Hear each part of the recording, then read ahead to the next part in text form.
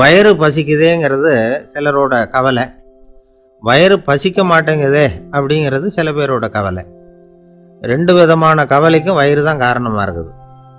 வயிறு பசிச்சதுன்னா அது இயற்கை, வயிறு பசிக்கலைன்னா அது வியாதி.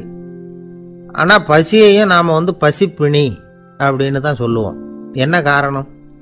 வியாதியை போக்க வேண்டியது எவ்வளவு முக்கியமோ அதை விட முக்கியம் பசியை போக்க வேண்டியது. ஒரு சமுதாயத்தில் பசிப்பிணியே இருக்கக்கூடாது, அதுதான் நல்ல சமுதாயம்.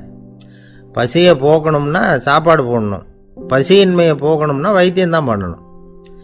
இது சம்பந்தமாக எவ்வளவோ ஆராய்ச்சிகள் நடக்குது, நிறைய மருந்து கண்டுபிடிச்சிருக்கிறாங்க.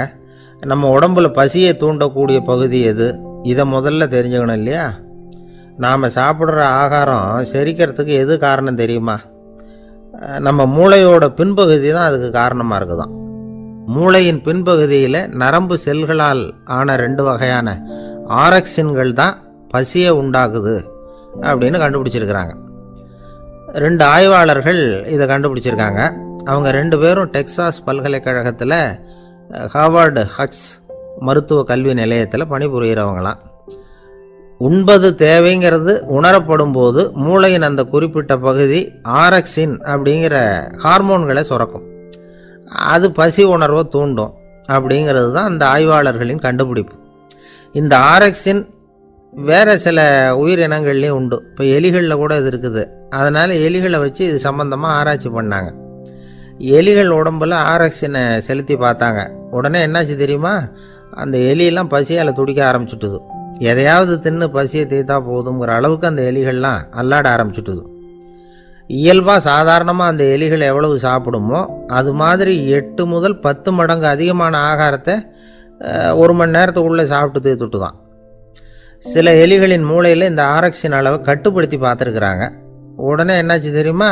அதெல்லாம் சாப்பாட்டை கண்டா முகத்தை திருப்பிட்டு போக ஆரம்பிச்சுட்டு தான். அந்த எலிகளுக்கு பசி எடுக்கலையா. இந்த ஆராய்ச்சியின் அடிப்படையில் பசியை எடுக்காமல் இருக்கிற மனிதர்களுக்கும் பசியை தூண்ட முடியும் அப்படின்னு சொல்லி ஆராய்ச்சியாளர்கள் தெரிவிச்சிருக்கிறாங்க. ஆக ஆரக்சின் தான் பசிக்கு காரணம்ங்கிறது தெரிஞ்சு போச்சு. சரி, இந்த ஆரக்சின் அப்படின்னா என்ன? அது ஒரு கிரேக்க சொல், அதுக்கு பசின்னு அர்த்தம். நம்ம ஆளுங்களுக்கெல்லாம் பசியை தூண்டுறதுக்கு மருந்து தேவையில்லை, பசியை குறைக்கிறதுக்கு தான் மருந்து தேவை. ஒரு அம்மா டாக்டரை தேடி வந்தாங்களாம்.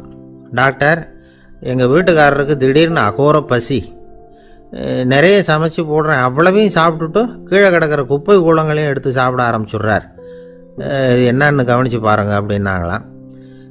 எவ்வளவு நாளாக அப்படி இருக்குதுன்னு கேட்டிருக்காரு டாக்டர். 1 வாரமாக அப்படி இருக்குதுன்னாங்களாம். இவ்வளவு நாளாக ஏன் சும்மா இருந்தீங்க, ஆரம்பத்திலே இங்கே அழைச்சிட்டு வர வேண்டியது தானே அப்படின்னாரான் டாக்டர். அது ஒன்றும் இல்லை டாக்டர், வீடு பூரா சுத்தமாகட்டுமேன்னு பார்த்துக்கிட்டு இருந்தேன் அப்படின்னாங்களாம் அந்த அம்மா.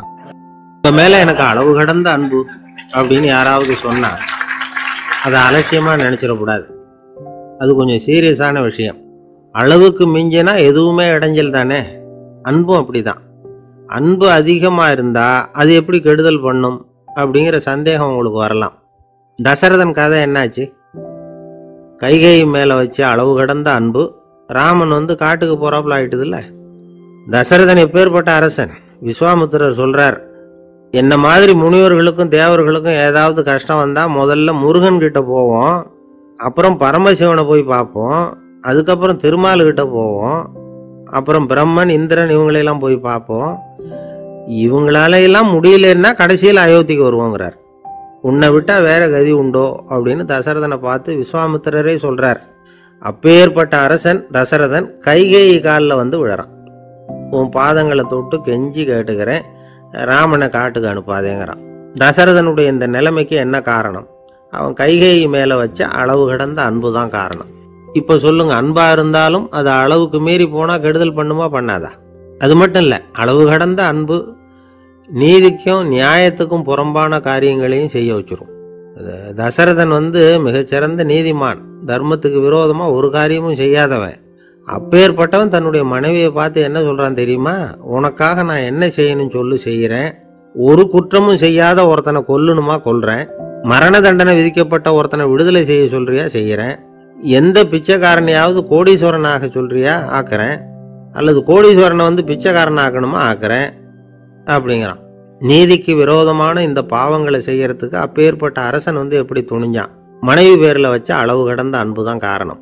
திரிசூலம், வஜ்ராயுதம், வாள் இதுகளால் தாக்கப்பட்டா கூட அதையெல்லாம் கொஞ்சம் கூட லட்சியம் பண்ணாத ஒருத்தன் காமதேவனுடைய மலர் அம்புகள் தாக்குனா அதை அவனால் தாக்கு பிடிக்க முடியல, விழுந்துடுறான். காமதேவனுக்குள்ள மகிமையே அதுதாங்கிறார் துளசிதாசர்.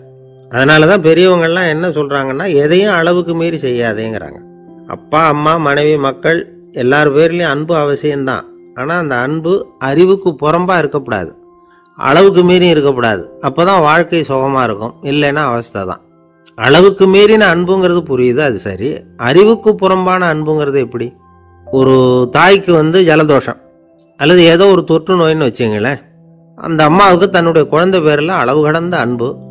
தனக்கு நோய் இருக்குது, அது அடுத்தவங்களுக்கு தொற்றக்கூடியது அப்படின்னு தெரிஞ்சிருந்தோம் அன்பை காட்டுறதுக்காக அந்த குழந்தைக்கு முத்தம் கொடுக்குறேன்னு தூக்கி வச்சுக்கிட்டு கொஞ்சம் ஆரம்பிச்சதுன்னு வச்சுக்கோங்க, அது நல்லா இருக்குமா? இதுதான் அறிவுக்கு புறம்பான அன்புங்கிறது. அது மாதிரி விலங்குகள்கிட்ட அன்பாயிருன்னு சொல்கிறோம். அதுக்காக புலிக்கு முத்தம் கொடுக்க முடியுமா?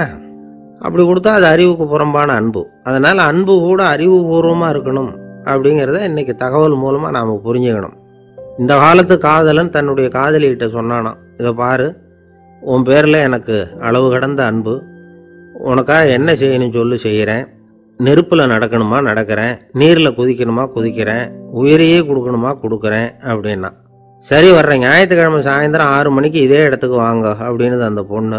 இவன் கொஞ்சம் யோசனை பண்ணி பார்த்துட்டு, அன்னைக்கு மழை பெய்யாமல் இருந்தால் வந்துடுறேன் அப்படின்னானான்.